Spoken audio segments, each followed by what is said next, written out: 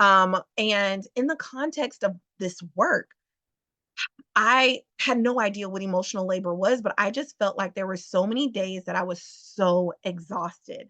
And I truly believe it was because the amount of surface acting that had to go on in the course of that 12-hour shift was relentless. When these kids were in the midst of psychosis, when they were in the midst of being unable to regulate themselves, specifically in the instances of them being like so rude, so upset, having these big, big emotions and feelings that would sometimes present themselves in aggression towards themselves or towards others.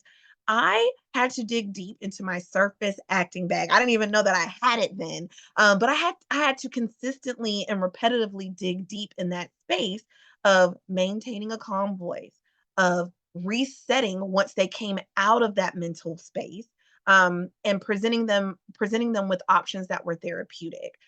Continuing to show up for them, continuing to be kind to them, continuing to express compassion in the midst of their chaos, but then also after.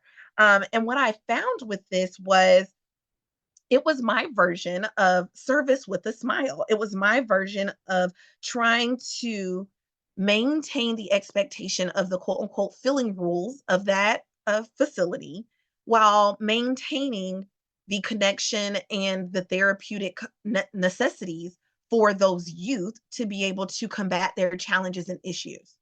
And so when we really think about emotional labor, it's important for us to acknowledge these three levels because it can come up in a variety of ways.